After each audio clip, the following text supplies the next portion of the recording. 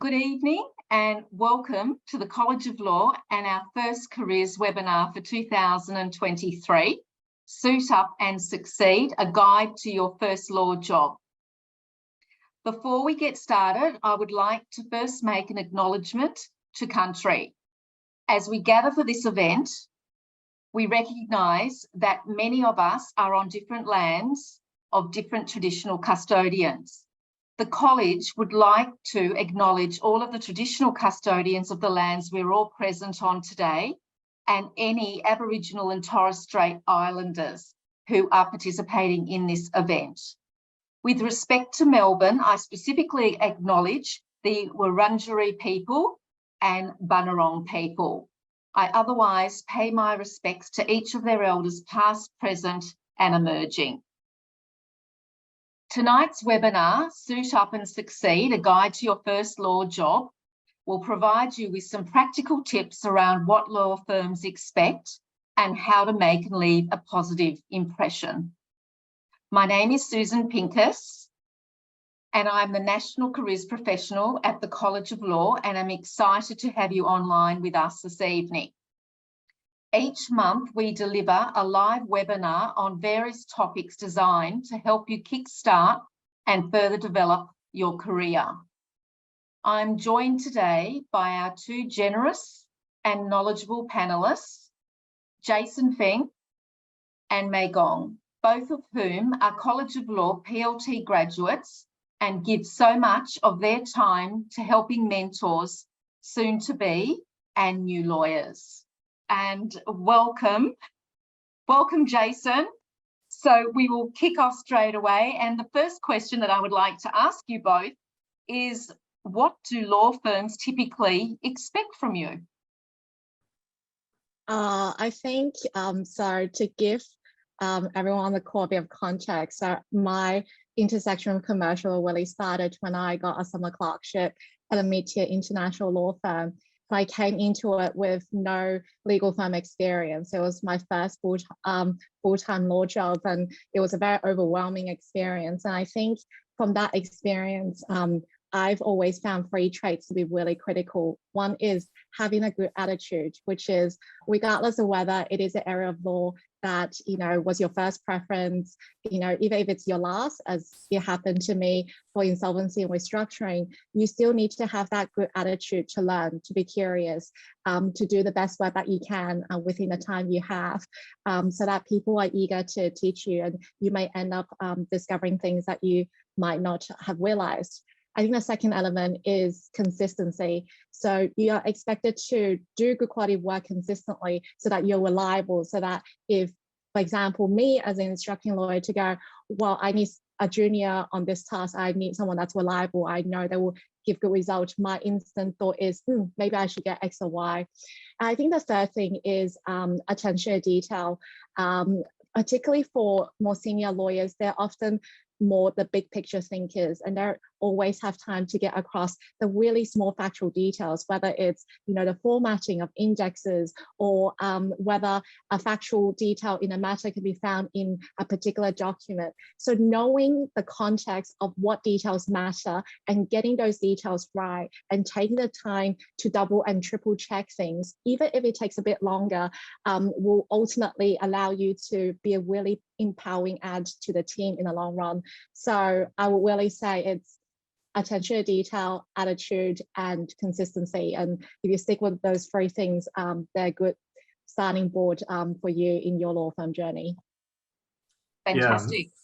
Yeah. And Jason. I might just jump in as well. I think a bit of the confusion I had coming into my first law job was that they kind of expected technical excellence as the foundation of everything I do. And that's just not really what's expected out of someone straight out of university or, during university. It's something that we kind of expect juniors to develop with experience, but also it quickly becomes the baseline later in your career rather than something that pushes you ahead. And I think some of the other things, like what Mei has touched on with attitude, they really become the actual foundation of what makes you succeed in a law firm context or an in-house legal team context.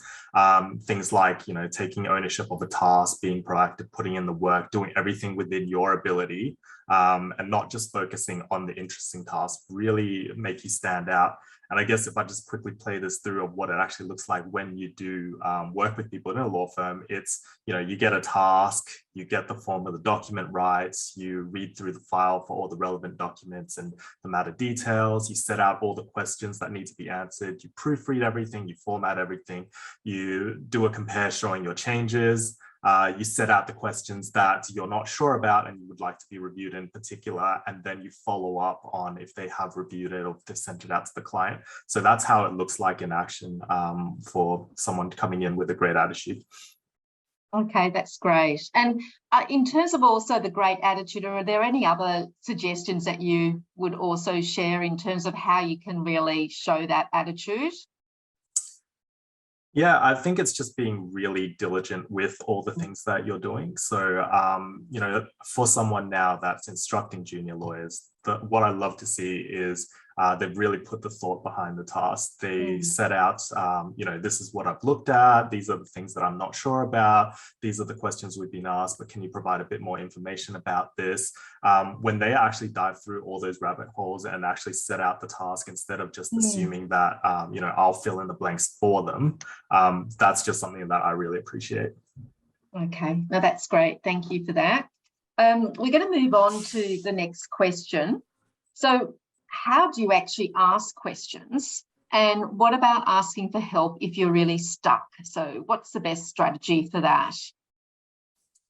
Yeah, I might start this one and then maybe you can jump in as well. But I think, you know, as a supervisor now, I always prefer that, you know, juniors ask more questions and produce the right work rather than stay silent, especially since, you know, coming from when I was a junior, I was always worried about bothering people and asking too many questions. But, you know, things that I would do now if I was starting out is, you know, write down all the instructions that I've been given, read them back to make sure that they're right and I'm giving the right work product at the right time, and we're all on the same page. And secondly, setting up time to discuss questions, to check that I'm going in the right direction, you know, maybe an hour or two after starting the task instead of drip feeding questions throughout the day.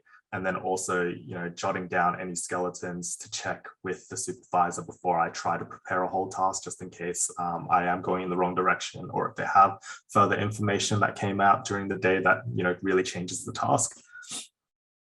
So you would suggest that you raise that up front. So in terms of maybe setting up a time just to clarify that you've got understanding, as opposed to trying to, you know, work it out yourself and losing time and letting something like fester. Yeah, and I think, you know, May, if you've got a similar experience, you know, again, seeing the whole picture and trying to put in the canvas work before diving into all the details. You know, if you say, hey, let's find a time, by that time I should have an understanding of the task, then I can ask the 5 questions in a row that I have from it, rather than, you know, every 10 minutes coming back and saying, oh, by the way, oh, by the way, oh, by the way. Yeah, that would be very annoying, I'd imagine. Not good practice. Okay. What about you, May? What's your perspective on asking for questions and for help? I think I agree with everything that Jason have said, but I also want to acknowledge the reality is sometimes you do go through the phase of drip feeding questions before you kind of realize, okay, this is not the greatest approach to go about, you know, let's gather the questions together. And sometimes it might not be practical to gather all the questions in one go because the person's really busy. They might just have a snippet of time. And so, you know, for every question you can get in, you know, that's an extra step in the task that you can progress. So it is quite dynamic, and you do ultimately need to tailor it to the person that you're working for and what their preferences are. I know that, you know, juniors as a point, I think I will give 2 tips. One is that one of the most important questions you need to ask when you get instructions is how much time are you expected to spend on the task, and when is the task due, and what is the task for? Is it an internal deliverable? For example, are you researching something that will be included in a more detailed memo, or is it going straight out to the client? Because that will give you a really good idea of how much detail and where to focus your attention in terms of the task. The second thing I would do is actually ask either the instructing lawyer or another lawyer within a team that's familiar with this type of work, any potential templates or references that you can use, because it gives you a really good insight into the particular drafting style of your instructing lawyer, and also give you insight into how work is presented and potentially what parts are relevant. And I would add that, you know, sometimes there are exceptions to the norm. I remember when I was a summer clerk, I was stuck. I did 6 hours of research on this very niche question. And part of it was because my instructing lawyer wasn't sure entirely of what exactly he was looking for. And so it became an iterative process where I came back to him, you know, every hour or two to go, hey, you know, I found this, is this what you're looking for? And he goes, yes, but not quite, maybe try, you know, X and Y. So sometimes it is a collaborative approach, and sometimes depending on how good of an instruction giver your instructing lawyer is, you may just need to adapt and tailor it as needed. But certainly if you keep those key questions in mind, and you try to bother them only when it's convenient, that will be a great start. Yeah, and I was just going to say, and possibly not apologizing all the time for interrupting, so not saying sorry too often as well. Yeah, kind of owning it in a way. Yeah. Moving on to the next question, which is the importance of clear and active communication. How can you go about that to ensure that you are communicating clearly?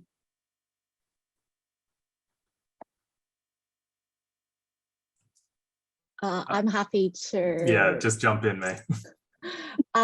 So I think the most important thing is not to be afraid and not to make assumptions. You know, Jason previously talked about the assumption that in the context of asking questions as juniors, you might be very scared of wasting time of senior lawyers, of appearing obtuse, of slow learning.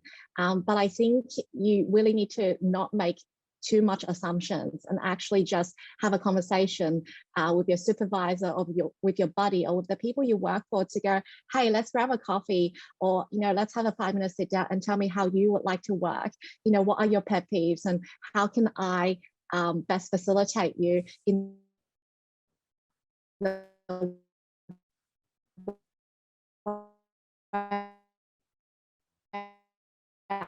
Oh, something's happening there, Mei. Yeah, sorry, just missed. Mei? Yeah, sorry, just playing out. Yeah, just missed out a little bit of that. So maybe even if you can just go back. Yeah. Mei, I think you were talking about we might just whether that is, you know, calls or whether that's for, you know, go on. Can you hear me? So I think I was talking. Can you hear me now? I can hear you now, but we did lose you for a few minutes then. So from when you said about suggesting even just going and grabbing a coffee. Yeah, so as I was mentioning, it's really just about seeing, you know, lawyers are also human beings as well. We love to learn, you know, about each other. So, you know, take the opportunity to learn about how people you work with, how they like to work, and tailor how you work according to their preferences. And that will be a great way. And also find someone in the team that's more experienced, and that's, you know, perhaps less intimidating, and just kind of pick their brain to go, hey, you know, what are things I need to know, you know, to make me a more effective team member? That's often a treasure trove of unwritten knowledge right there. Yeah, that's a good idea. And I think, Jason, that you mentioned that as well. So finding someone that you can kind of go to for questions that you might perceive as being a little bit like trivial, but like, you know, have some printer work and things like that. So going and finding someone to be able to ask those questions as well. So that's a great idea. Yeah. it's been super helpful for me as well when I first joined, because I didn't, like you said, I had no idea how a printer worked or how to actually deliver tasks to the partners I was working with. And you know, there are always lawyers well, there should be always a lawyer in the team who's willing to at least help you out and speed up that learning curve for you. If you just ask them, look, what's the best way that I can deliver this task, or you know, how does the partner prefer to receive this sort of thing? And then I think the other part is just trying to reduce the number of question marks that the other person might have when they're communicating with you. So for example, if you get a task, just acknowledge it, say, look, I've seen it, I can start working on it from this time onto this time, please let me know if you need it earlier, or if there's a conflicting deadline, just say, look, this person's given me a task as well, can you tell me how I should prioritize it? Or like, can you work out between yourselves how I should prioritize it? Otherwise, I'll be available to start your one from this time onwards. It's just, yeah, again, just communicating and reducing the amount of questions about what's happening when they send you something. Right. Okay. Now that makes sense. And I think that's a really good point about remembering that lawyers are human as well. And I think you can kind of get a little bit caught up in that imposter syndrome, and that I don't want to ask silly questions because they're going to be thinking I'm silly, but that's not the case. So just trying to switch your mindset a little bit, I think, is important too. Moving on to the next question about I think you call it missteps rather than mistakes to watch out for. So what things do you think that could get in the way of making a good impression when you're starting out in a firm? I would preface it by saying that, you know, as juniors, you'll be making a lot of mistakes. And I don't want you to be thinking about, you know, this particular 2 points at the back of your head, just as you're figuring out your coordinates. Just, you know, enjoy the journey. And part of it is about, you know, learning along the way as well. But I think I characterize missteps as when the fault is pointed out to you, but significant improvements are not seen. And so it's also a part of not taking and implementing feedback. And the two areas that I think is more relevant is one, overconfidence in your ability or knowledge. Because it's very unlikely, unless you are a professor in a legal field, that you will have more knowledge than your partner or your instructing lawyer that has more years in the legal field than you. And so if you don't really know something, just be honest and say you don't know. The worst thing is, and this relates to the second point about failing to manage expectations as well, because if you project a version of yourself that's inaccurate, whether that is in terms of technical ability or otherwise, then you become a less reliable person, because then you are over-promising and under-delivering, and you always want it to be the other way around. And the second point is failing to manage expectations and taking on too much work. You know, as juniors, we're very eager to please, to be ambitious, to be on the good books with as many people as possible. But the reality is, when you are trying to start out in the legal field and you're trying to perfect or even learn a craft, you need time to learn each craft, and you are unlikely to be able to take on every task that comes your way. And so you should see it as prioritize quality rather than quantity of work, and always be humble, always be curious, and always be willing to take on feedback to improve, because that is one of the most important determinants to your success as a standout paralegal, grad, clerk, first-year lawyer. So how would you broach that conversation when you feel like you are taking on too much and you can start to see that you're about to kind of crash a little bit?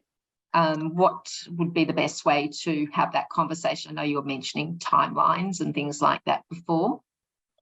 So I think this is a difficult question, because it's also on the responsibility of the team, being, you know, whether it's your buddy or supervisor, to create that environment where you feel that your well-being is valued and you feel comfortable in bringing that conversation. So I think, you know, I would say, find a lawyer that you trust. So whether that's like your assigned buddy, and go, look, you know, I have this dilemma. Maybe I shouldn't have taken on this much work. What should I do? You know, like who's the best person to talk to? Or do you have any suggestions on how I should approach this, having regard to your knowledge of how the lawyers like to work or how they're likely to react. And then that might make for a less intimidating conversation approach. So it may be that if you're very lucky, your buddy may actually go, look, let me actually, you know, accompany you as a support person, or let me help, you know, introduce the topic. And if that's the case, then you've landed yourself, you know, a great mentor. But that's how I would go about it. Yeah, and I mean, they want you to succeed as well, so they're trying to obviously set you up for success, so definitely. And Jason, have you got anything else that you wanted to add to that? Yeah, I might just say, just on Mei's point just then, look, it's part of it is also just the mindset itself. I know I was always worried that if I said no to work, that it would mean, you know, they were really disappointed in me, or they thought I was doing a bad job, or they wouldn't try to use me to help out with work again. And really that led to a situation where I was just taking on too much, and the quality just drops, right? And I think at the end of the day with law firms, they really just care about the quality of the final product rather than how many things you're actually doing. So if you can kind of get into the mindset of, this is the maximum amount of work I can do before I actually start producing lower quality work, then it really helps with developing that confidence of saying, hey, look, I've actually got these things on my plate. Would you mind talking to, you know, the assigning partner or whoever? I'm happy to reprioritize, but I just don't want to get stuck in the middle of this or produce, you know, substandard work. And I guess the other common misstep that I see is, again, a bit of a mindset thing, but it's really easy to fall into. It's, you know, law firms generally and lawyers generally are really good at pointing out areas of weakness in areas that need development. And when you go through a few performance reviews or a few, you know, chats about how you went with certain tasks, you might start falling into the cycle of, oh, I just need to improve this, and forget that you do have strengths. You do need to actually find opportunities to leverage those strengths to develop them further. And there's a few examples that I see that, you know, it's worked out really well, where, you know, I have a colleague who is really good at processes and making sure that tasks are done super efficiently and mapping it all out. And they worked with the tech team to develop, you know, a new software or plug into Word to actually do a lot of the tasks that we were doing manually. I know a colleague who's really interested in AI and crypto and found those opportunities in his team to, well, volunteered himself for opportunities to actually write articles and research into the regulatory areas, issues in that area. So again, just don't try to always shore up your weaknesses. Do actually find the opportunities to play to your strengths as well. Yeah, that's a really good point. Which kind of leads us to the actual last question, which is around how to ask for feedback and then how to actually respond to feedback constructively as well. So there's kind of a two sides to that question. So perhaps you just want to talk about that. Yep. And I think Mei probably has the same experience, but sometimes in the law firm, they're really bad at giving feedback, whether it's because they're busy or they're just not great managers. They're great lawyers, maybe not great managers, or, you know, they're just not happy to engage in that sort of conversation. But I've found that generally when you take it on yourself and actually start pushing the issue as a part of your development and also framing it as, this is an area that can lead to actually, you know, my development and better work product for you when you delegate to me, then that really shifts the conversation. So, you know, when I go back, I can say, look, can we just set up, you know, a 15-30-minute meeting to discuss this task or this project? Let me put it in your calendar for when it's free. These are the areas that I thought went well. These are the areas I thought I didn't do as well. Do you have some tips about improving this? Do you actually have any areas that we should discuss generally in terms of how I approached it, how you approached it, how the client saw our work? And also, I think the other part of that is following up on that feedback. Many times I have received or have given feedback. And, you know, when I was junior, I failed to actually go back and say, hey, thank you for telling me how to do this task. This is how I fixed it up now. This is how I've done it for the other project. It was really helpful. Just showing them the results of that feedback as well really helps, you know, drive that conversation in an ongoing way instead of just a one-off kind of transactional way. And my favorite tip for doing this sort of stuff in my contracts work is always just to generate compares and ask really specific questions about how they've changed the things that I've done. So I can say, look, I understand most of your changes, but in relation to these 4 things, can you just walk me through why you changed it in this way? So yeah, really specific questions always helps. Great feedback there. And I love the way you're talking about framing it around your own development in a way that is going to benefit them as well.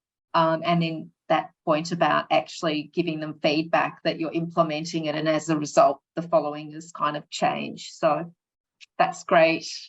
Mei, anything to add to that? So I think to add to, you know, Jason's already very excellent points. Don't wait for the performance review, whether at the end of your rotation or, you know, twice a year for feedback. Be very conscious and go about it in a really meaningful manner.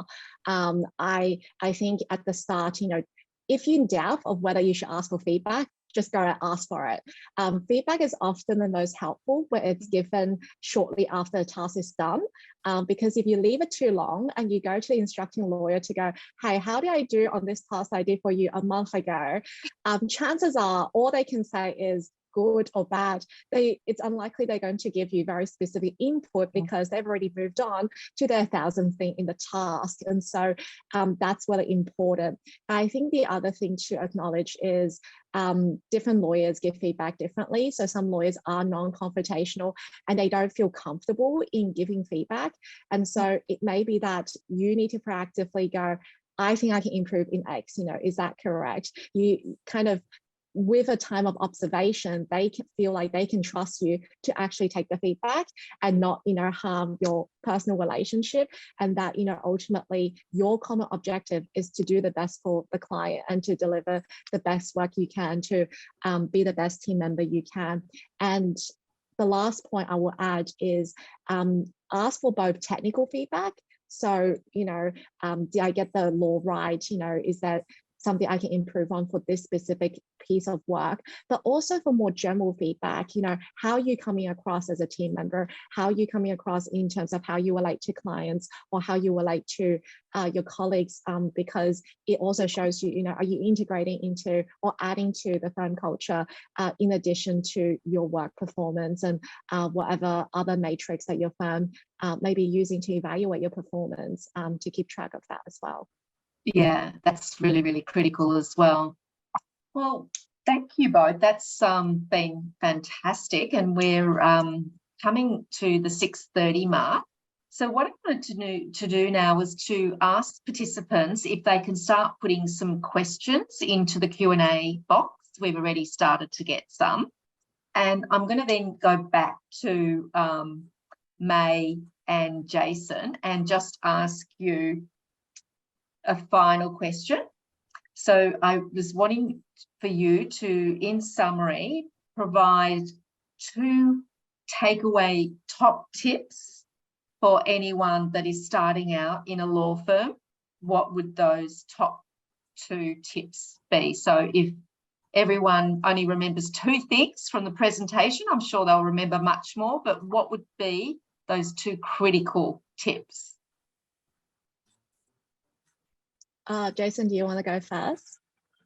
Yeah, sure. I think the ones that I would focus on is, again, not just focusing on your weaknesses and trying to patch things up across the board, but actually finding the opportunity to play to your strengths and also develop them. And then secondly, the attitude point is just really important. Don't think that certain tasks are beneath you or, you know, that your skills should be applied somewhere else. It's when you start nailing the boring work and doing the, the broad brush stuff, that you actually get more opportunities to start developing and getting invested in and actually getting those interesting projects.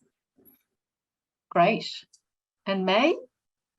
I agree. I really agree with particularly Jason's last point, because I think if you are valuing your self-worth by billable hours and you are, pricking up your nose on non-billable, BD work or research, you may be losing yourself to other opportunities, because it's all about impression. If you do work for me when I needed you on a non-billable piece of work and you do it well and with the right attitude, then if something billable comes up, the first person I'll think of is you.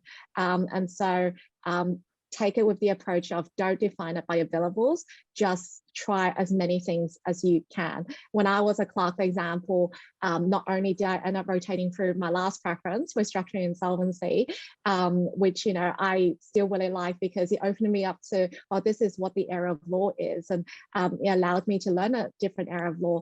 But also I was very conscientious to participate in team meetings, to go along to BD opportunities, to client meetings wherever I can, to try out the different committees in my firm, whether that is the running club or the innovation committee, because the more things you try, the more things you'll be able to go, this is what's for me, or this is how I see my role in the firm, not just as a paralegal or clerk, but someone with particular interests that you can grow and nurture over time. And my second tip is probably connect with people. So it's very tempting, particularly at the start, to purely focus on your work. And perhaps you may feel like a bit like a robot at times. But when I was a clerk, for example, I made a very conscious effort to have coffees with lawyers from other practice groups, because I only had 2 rotations I can rotate through. And if, it doesn't take much maths to realize that there are many rotations that I would not have the chance to rotate through. And so I took, lawyers from investment funds and construction and litigation out for coffee and actually go, hey, tell me about your area of law. Tell me what it's like to work in this area.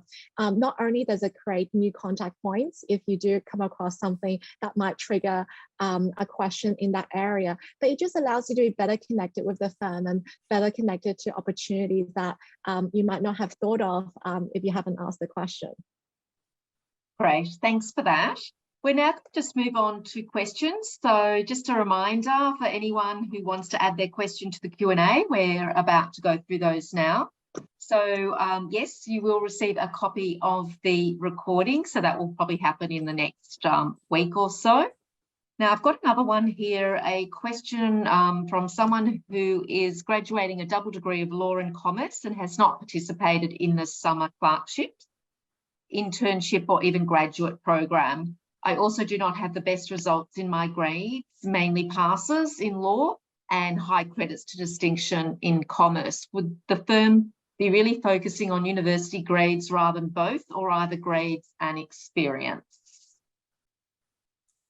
I think it's, university grades, especially early in your career, are unfortunately one of the very first things that hiring managers look at. So it gets less important as you develop. But again, if you start thinking about the types of law firms that would value it a bit more, or who's applying to it, the top tier law firms will generally look at it and use that as well as your experiences to measure you. Maybe more suburban or boutique law firms will focus more on your work experience and not look at marks as much. I think either way, it is what it is already. So just go in with the best attitude you can, and you can always find success if you go in again with the right attitude and the willingness to learn and just sticking with it. Great. Someone's asked a question about virtual internships from Forage, whether they would be helpful. I don't know. Yeah, I'm familiar with it. So really quickly, it's really helpful for getting an insight into certain practice areas, not necessarily the exact sort of law firm that's actually putting it out. I think at least my law firm now and before have put out virtual internships and really think about the questions to give you a feel of what work would be like in our practice areas. So give it a go. It's all free anyway, as far as I understand. So nothing to lose, I think. Yeah, I agree. Any resources or database you can suggest to improve your legal research skills? Fee FIFO firm. It's like Google, but for law firms. It basically helps you summarize everything that law firms have already summarized and prepared for their clients and their marketing materials. So if there's a new case, they usually have a full case summary for those important ones. Otherwise, I've put out a template and a bit of an explanation about how to write legal research memos on my website. So feel free to take a look at that as well. Sorry, what was, Jason, what was the name of that first one? FIFO? Yeah, fee FIFO firm. So like what the giants say, but firm at the end. Okay. .com/au. Yeah, okay. But you can just Google that one. Thank you. Yeah. Thank you, Patrick. That's great. A question: how long after a task would you ask for feedback? I think Mei, you mentioned that. In terms of not leaving it too late. Yeah, and I would just add in relation to some of the earlier question. One is that if your marks are not great, there's a couple of strategies about it. One is you can target the boutique and smaller firms. Secondly, you can have a look at whether you have particular marks in subjects that might be of more interest to commercial law firms that you might want to highlight. So if you did well in the commercial law related subject, but even if your average might be a bit bad, then you might actually want to highlight that. And also thinking about the story in your cover letter, like, was it because you were balancing, other commitments?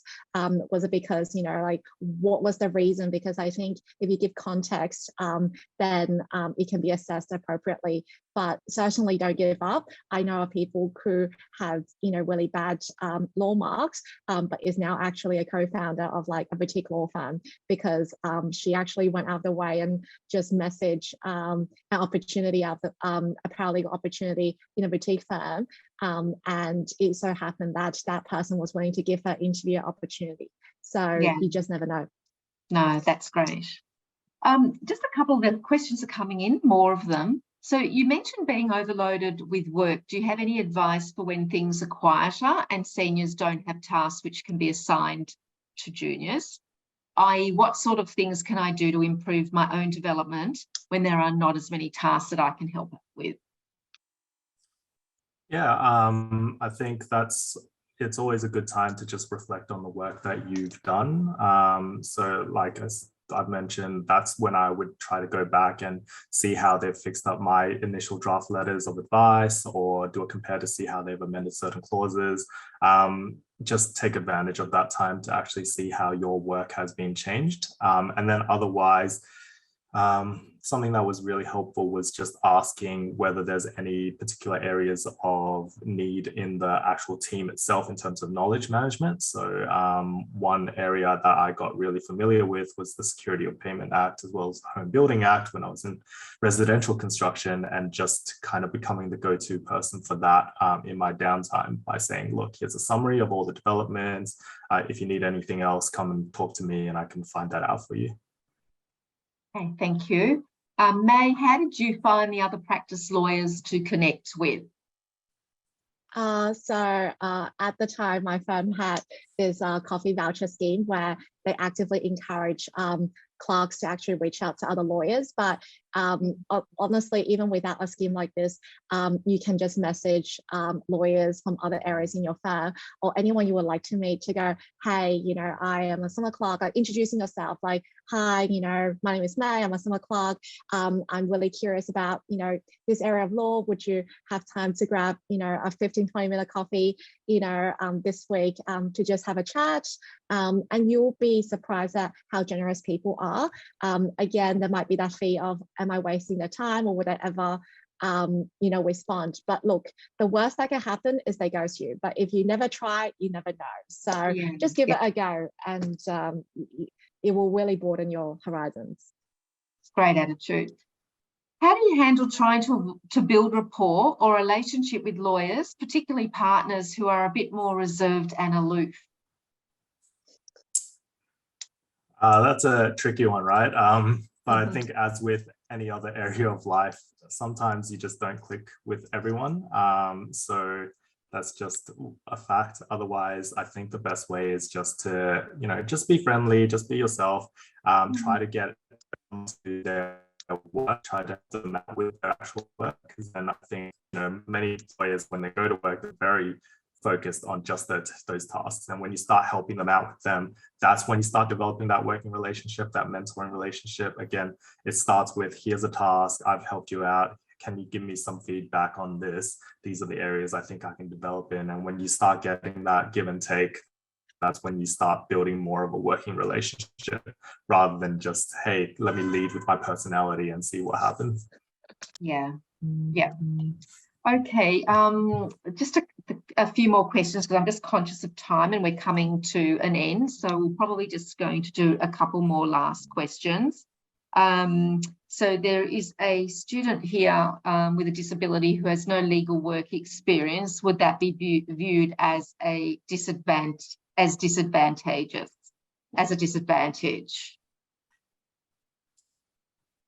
I'm always reluctant to answer this because I'm not from a hiring background. I will just say I know many lawyers who are very successful in big firms, small firms, legal teams everywhere that do have disabilities. So I think it's not prohibitive. Yeah, absolutely. I agree with that. There's a question here about what is a more detailed example of a rotation. I know we've only got a couple of minutes, but is there any way you could give a quick summation of a rotation, perhaps? As in, like, yeah, that's for you, May. I didn't get to do rotations. Like, I'm not sure what the context of the question is. As in, like, what is a rotation, or my experience in a rotation? What would you be doing maybe in a rotation, I'm thinking? Yeah. So it actually would depend on the stage of your career, but let's say you're a clerk. In a rotation, you would be expected to do anything from printing court books to reviewing, proofreading documents that goes out, to drafting initial advices that goes out to the client. It's really a large myriad of things. It really does depend on the area of law, the size of your team, the nature of the work you do. But if you have any specific questions, happy for you to reach out to me on LinkedIn afterwards. Okay. And just answering the very basic question, the rotation is basically in some bigger law firms where they specialize in different practice areas. You'll get 6 months in one, then 6 months in another, and just to get a feel of what different practice groups are like. All right. Well, just for those last questions that we've run out of time, I'm very happy for those questions. I'll have a look at those and I'll do my best to see if we can get answers for those. So just to rest assured that we will respond to you in time. And in the meantime, I'd just like to say a huge thank you to both Jason and May for sharing their time, their insights and experience this evening. I have no doubt that the participants in this evening's session have found it valuable. I've learnt lots. And don't forget to connect with us and make sure that you're aware of upcoming events and programs at the college. We have a number of articles, resources and posts that are shared on LinkedIn with the profession, and also on the events and resources page on the College of Law website. And I wish you all a good evening, and thank you once again, May and Jason. It's been an absolute pleasure. Good night, everyone. Thank you. Thank you. Thank you.